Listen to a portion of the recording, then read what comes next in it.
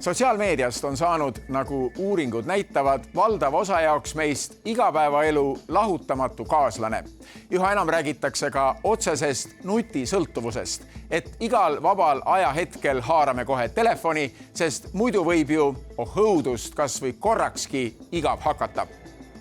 Täiskasvanutena langetame oma otsused ise ja vastutame nende eest, aga üha murelikumalt vaadatakse lapsi ja noori, kelle ajud alles arenevad nagu kriitiline meelgi ja kelle jaoks piiramatul interneti uppumisel võib olla muret tekitav mõju. Teadlased väidavad, et lausa veerand lastest kasutab nutitelefoni probleemsel viisil. Mida teha? Kas sotsiaalmeedia tuleks neile täielikult keelata?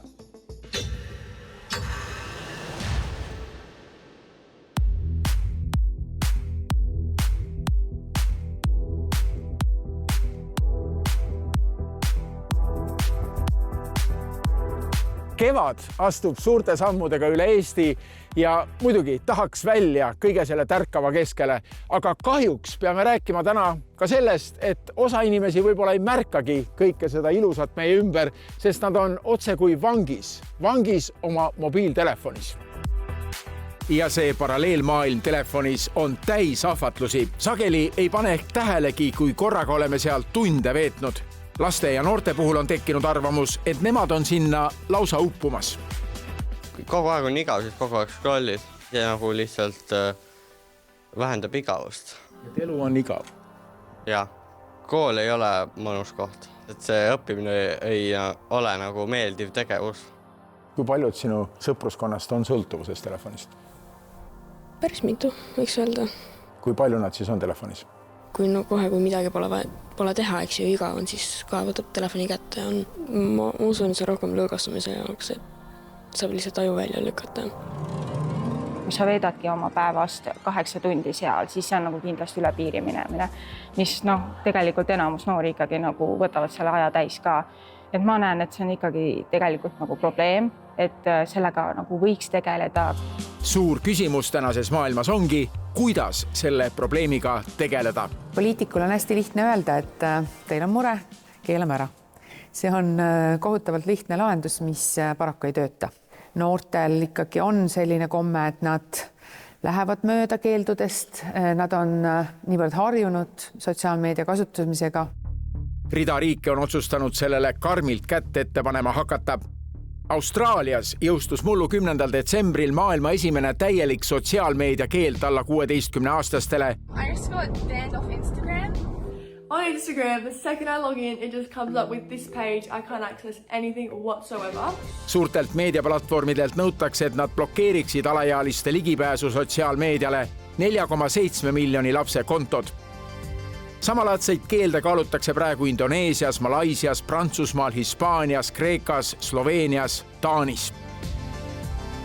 Euroopa Parlamendis, kus arutatakse, millised võiksid olla üle-euroopalised sammud, rääkisin Taani saadiku Stina Possega, kes nõustus, et keeldude puhul hakkavad noored mõistagi otsima võimalusi neid eirata, nagu Austraalias juba näeme. Aga küsimus on põhimõtteline, mis on ühiskonnas lubatud ja mis mitte. Of course, it is interesting to do something that is forbidden. But to the extent that it has been just for free, like, cigarettes all over the place, just have a cigarette, take a beer and so on, you would never say that to a child. So I think the ban will work. How to enforce this age limit? It will be enforced, as far as I know, through the systems. And there's no way out of it. If you are underage, you cannot access this unless it is in an illegal way. Täistund käis Tallinna lähistel Ardu koolis, et uurida, mida meil sellistest lauspiirangutest arvatakse. Ma ise usun, et ei tasuks ära keelustada täiesti. Aga võib-olla mingisugust rohkem võib-olla piirata siis just seda sotsiaalmeedia tarbimist, sest et tegelikult osad õpilased ju telefonis ei ole ainult TikTokis, vaid teevad seal ka midagi asjalikku ja me ei saa siis ka neid ju ära piirata. Karolin Karu poeg Otto käib kooli 2. klassis. Kohe hakkab vahetund peale. Kas kõik su klassikaaslased ja sina ka lähete siis kohe telefoni? Ei, me ei tohi seal enne pikapäevasööki telefonis olla. Kui palju sina oled iga päev telefonis? Tund aega. Ongi ära mõõdetud? Jah. Vanemad on nii öelnud, et nii palju Jah, tohib. ei mul ongi nagu piirangud ja siis ma ei saa olla. Et lülitab välja. Jah. Aga kui sa praegu võiksid telefoni minna, mida sa siis paneksid mängima kohe? YouTube'i. Chris Boysi videod. Nii ka arvast meest elu sees ja lase tuppa. See on... Yes, valid inspection, vasak üleval kirjas. Valid inspection, väga hea. See oli õige mees, Siin on viinuskit või? Mida ma sellega peale hakkan? Marlboro. Tere! Me räägime Prantsuse revolutsioonist, mis toimus aastatel 1789. 3. klassis käiv Renek ütleb, et tema lihtsalt netis ringi ei luusi, vaid vaatab näiteks pikemaid videosid ajaloost. Mis tema arvab Prantsuse revolutsioonist? Hiina president vastas selle peale, seda on liiga vara öelda. No näiteks seda Vene keisarriigi aega ja esimese vabariigi aega ja niimoodi. Ongi siuksed meie ja Euroopa ajalugu. Eesti või inglise keeles? Eesti mõlemad. Ajaloofilmid inglise keeles, saad aru? Jaa, saan aru. Ja saad neid koolitöös kasutada, neid teadmisi? Jaa, ma arvan, et ilmselt kunagi 5.–6. klassis tuleb see kõik kasuks.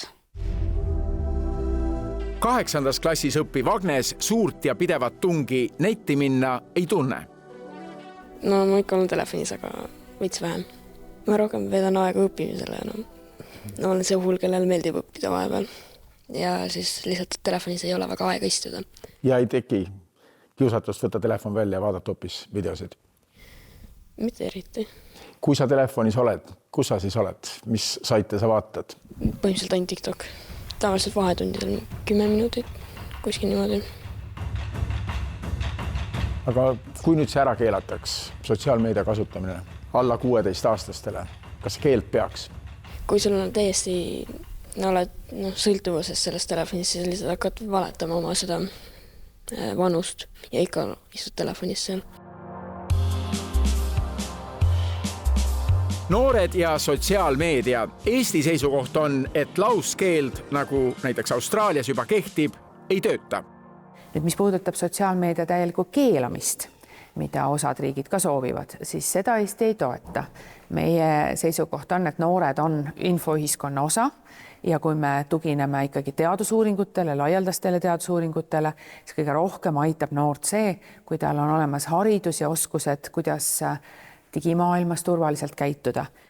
Meie poliitikutest kõige oskuslikum sotsiaalmeedias noortega suhtleja on ehk endine peaminister, nüüdne Euroopa Parlamendi saadik Jüri Ratas. Kui noorte käest küsida, kes poliitikutest sotsiaalmeedia võrkudes neid kõnetab, siis öeldakse Jüri Ratas. Kõige paremini noortega sotsiaalmeedias suhtlev Eesti poliitik. On nii? Ja mis ma selle kohta pean ütlema?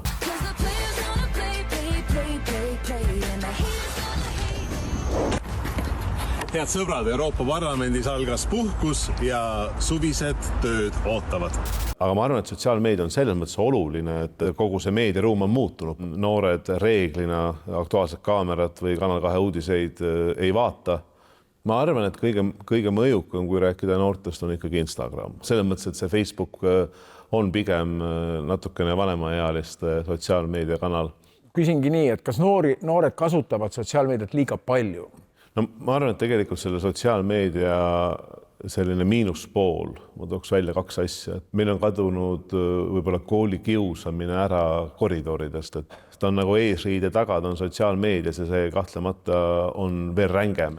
Ja teine on loomulikult see, et kui palju suudab noor siis arvestada need sõnumid, mis seal on, et seal on nagu tõsi, on need postitused või need videod või see ei ole tõsi, et see on vale. Et ma arvan, et see on see suur miinuspool ja sellest ma olen püüdnud ka alati noortega rääkida, kui ma kohtun. Just sellist selgitustöö tegemist pooldavadki meie poliitikud. Marina Kaljurand tegeleb Euroopa Parlamendis noorte ja sotsiaalmeedia teemadega. Ka tema on keeldude vastu. See on väga kuum teema. Minu arvates täielik keeld ei ole lahendus. Sest juba täna on teada, et alaealistele on keelatud pornograafilise sisuga, kuritegeliku sisuga, alkohoolse sisu ja nii edasi saidid. Need on täna juba keelatud ja järelikult kõiki neid, kes seda täna ei tee, tuleb vastutusele võtta. Ühelt poolt platvormid, et nad jälgivad seda, mis seal toimub. Nad ei luba alaealisi sinna, kuhu ei tohi. Teiseks kodud ja koolid. Paratamatult me peame oma lapsi ka ise kasvatama. Ja kui me juba ostame lapsele nutitelefoni või nutiseadme, me peame teadma, mida ta sellega teeb, kus ta sellega käib. Nii et mina paneksin siin vastutuse ka lapsevanematele, koolile, noored ise, et üleüldine teadlikkuse tõstmine. Noored ise tunnistavadki, et palju sõltub ikka endast ja oma tahtejõust. Vanemad ja peaksid võib-olla oma lastega rääkima, aga tegelikult peaks igaüks ikka iseendas selle kohusetunde üles leidma, et on oma aega piirata ja osata seda mõistlikult kasutada. Sina oled leidnud selle kohusetunde? Ma üritan, sellest mul varem tuli kindlasti 8-9 tundi ära. Nüüd ma olen saanud selle imeväel kuidagi 5 peale. Aga see tuli ka nagu päris suurte pingutustega ja selles suhtes, et ma nägin väga palju vaeva selle. No mis pingutused? Mis vaeva sa nägid? Lihtsalt pane telefon ära. Ei, aga see ongi see, et sa hoiad seda kogu aeg endaga selles suhtes, et see nagu, ja see ei ole ju ainult nagu meelelahutuse jaoks, et me oleme nii nagu nutiühiskond, et me ei saa lihtsalt eraldada ennast nagu sotsiaalmeediast nagu täielikult. Kuid Maieni arvates on kogu sel debatil noored ja sotsiaalmeedia veel üks nurk. Ka täiskasvanud ise võiksid noortele eeskuju näidata. Ma ütleksin, et tänapäevases maailmas ei olegi väga võimalik ju see, et sa jätad selle telefoni koju, sest täiskasvanud ka kõik toetuvad sellele nagu võib-olla liialt. Ja see on nagu lihtsalt see, kuidas tänapäevane ühiskond on nagu üles ehitatud. No kui ühel hetkel muutub popiks see, et ma ei kasuta telefoni, võib-olla siis noored loobuvad sellest.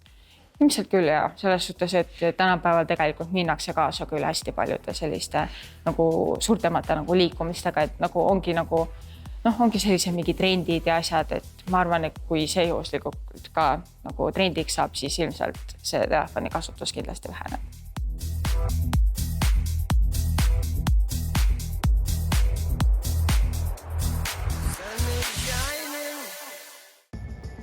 Niisiis, Eestis on kindel seisukoht, et maailmas leviva alla 16-aastastele sotsiaalmeedia keelamise trendiga me kaasa ei lähe.